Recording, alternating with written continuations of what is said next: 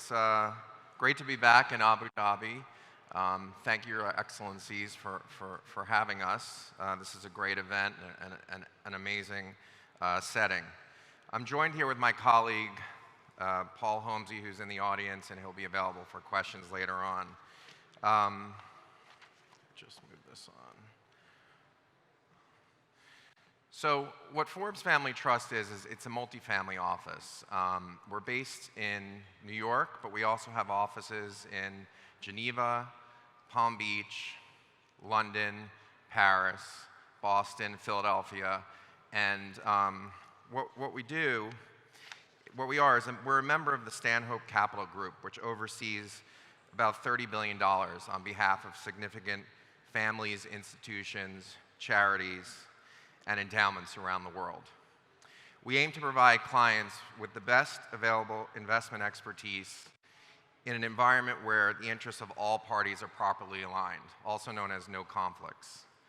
We value our relationships and offer highly bespoke services seeking to address client-specific objectives, constraints, and risk tolerance. Our group represents over 250 families globally and 50 institutions like foundations and endowments, and we're one of the largest independent global wealth management businesses in the world. So what do we provide, and how do we do it? Global families often need an investment solutions partner in three ways. One, serving institutions and single-family offices as an outsourced investment advisor. So often what we have is we have well-built-out multifamily offices or single-family offices that want to leverage our investment team and our resources and the infrastructure that we built. So we work with single-family offices doing that. Second, we also conduct investment research, investment selection due diligence, and portfolio management. And then thirdly, we're often hired by large family offices to manage special investment mandates on behalf of families, working with other service providers, and most importantly, working with large single-family offices that have their own investment team. So what's our investment philosophy? I would say now more than ever, we think these three philosophies are the most important thing to follow from a discipline perspective. And given where markets are now, it's more important than ever to stay focused and true to your strategy. The first, we believe it's important to invest in equities, multi-strat, equity long short, event, distressed credit, and global trading. Second, follow three rules to mitigate loss. Loss mitigation is the name of the game. Price matters, spend wisely, and diversify effectively, which I think you'll see as a theme throughout. And then third, maintain investment discipline. Maintain the strength of your convictions, meaning don't give in to fear. Now more than ever is an easy time to do that. Apply data and rigorous analysis to chart the course. Be willing to adjust course and exploit illiquidity. What I mean by exploit illiquidity is the families we work with have tremendous liquidity almost at any given time. For those families that have cash right now, it's never been a better time to be working systematically and disciplined in investing your program. We believe key considerations for investment success are the following. Primary focus on risk management, as I mentioned, controlling risk through uncorrelated asset classes and managers. In other words, when one asset class goes down, the other asset class goes up. This has been crucial for our families during this period of dislocation. Select investments only considering risk, liquidity, tax complexity, and consequences, and net of fees. Fund those investments with the higher probability of the desired outcome, and balance both a long-term perspective with the ability to capitalize on near-term risk and opportunity given market dynamics. Again, super wealthy families globally have an unprecedented opportunity to invest when others can't invest. So we look at this dislocation as a tremendous opportunity to create future generations of wealth. We think the implementation process and portfolio construction process is not always focused on in a systematic way. We help families do this. First, we start with a strategic asset allocation. Strategic asset allocation is basically what is the family's long-term goal with the portfolio? How many generations does the portfolio need to support? And what are the liquidity needs of the family? Do they live off their portfolio? Do they have an operating business that feeds cash into the portfolio? And what do they want to get out of it? That we call an investment policy statement. That's sort of the Bible, so to speak, of what the family should follow from an investment program. Then we look at tactical asset allocation, which I would say is quite important right now. Tactical asset allocation is how do we deviate from our strategic asset allocation, our overall governing for the portfolio? How do we deviate from that to make moves in the short term to capitalize on market dislocations? And so that is hugely important in being able to have the flexibility to invest in different asset classes or dial up or dial down the risk in a particular asset class. And then obviously third is how do you populate the portfolio? What's your manager selection and vehicle selection? And that's something that we get hired to do because our diligence process and our knowledge of managers, both existing, well-established, and rising stars, is critical.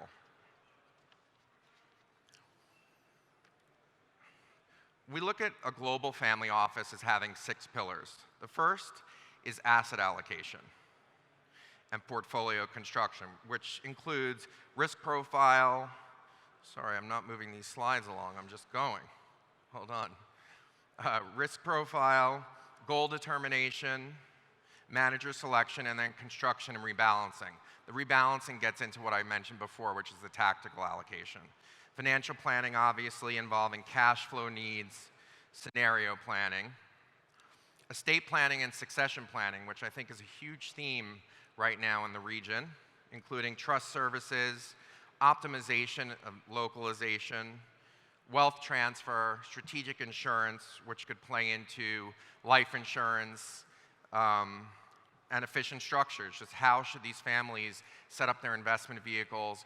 Where should they be? Onshore, offshore? I mean, it's very complex, which is sort of what we like.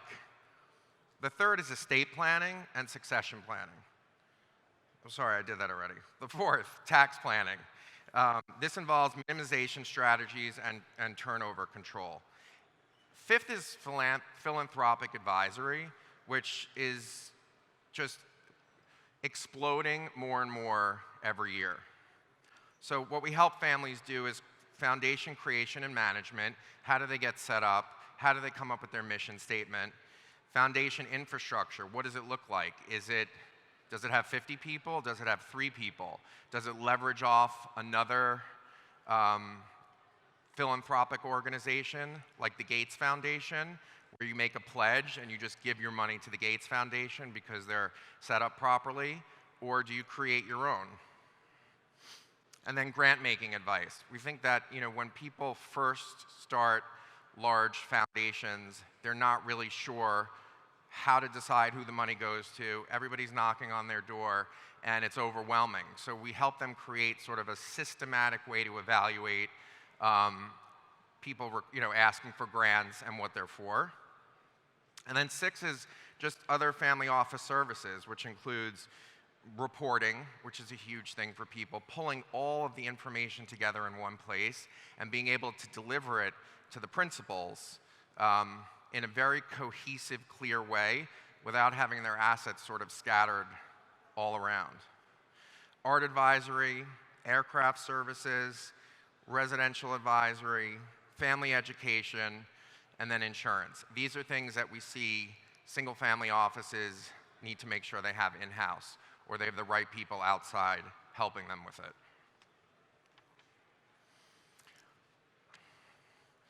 This slide is interesting, and I think it dovetails with a theme that Dr. Nasser Saidi touched upon, and sort of what are we doing in this region, what's happening here, and why. And it's interesting. We've partnered with a handful of very wealthy, well-known families in the region to help them create family offices. We're working with them basically to establish or enhance and organize the proper framework to build the family office, to create a truly institutionalized family office for today and future generations. What we're seeing in the region is that these very wealthy families really want to build the model that we've seen in the US, which is a truly institutionalized family office.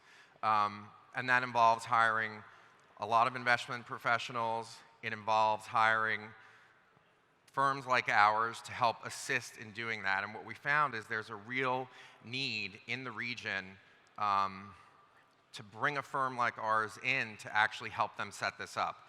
Most families have an infrastructure, but a lot of it has to do with their operating business, and they've just leveraged off their operating business to satisfy the needs of the family. So there's definitely a theme here that's moving towards building institutionalized family offices, and I think it also dovetails with the foundation requirements that we're seeing.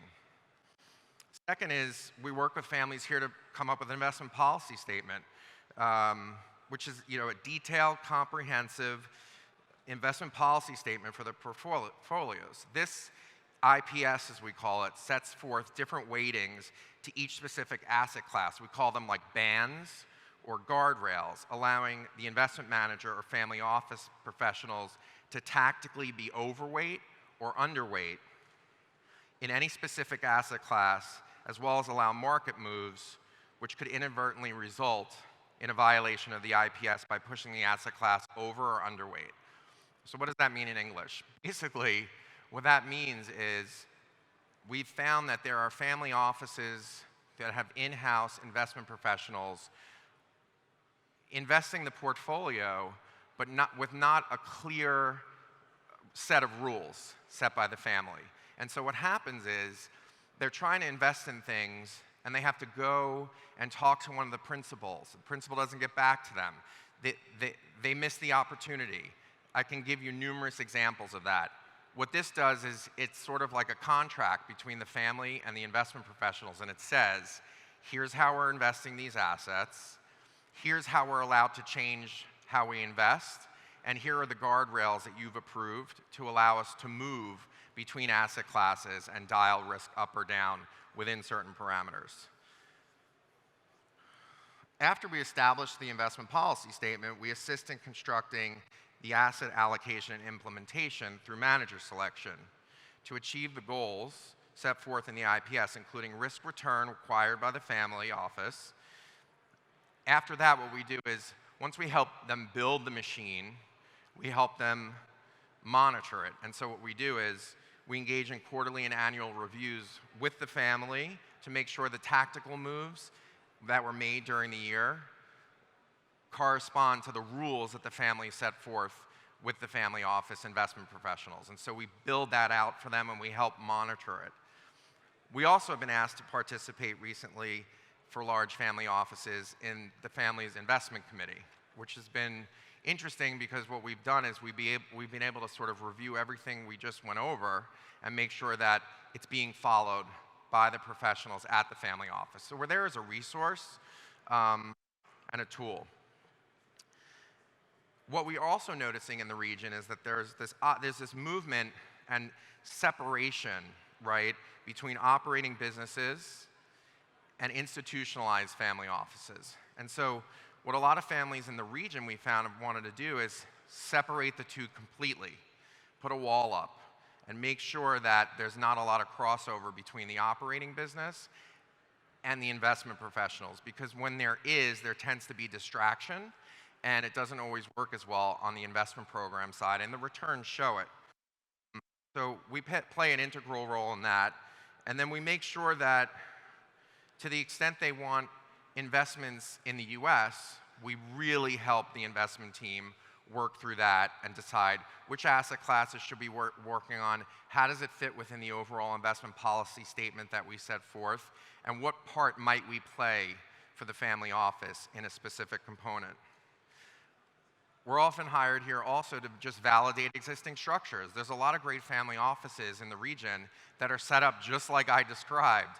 And so oftentimes it's important for the family office investment professionals to be able to have a validation from an institutionalized firm saying, actually, these guys are doing a great job. Here's how you set it up. This is what you want them to be doing. This is what they're doing. And then lastly, because I'm out of time, is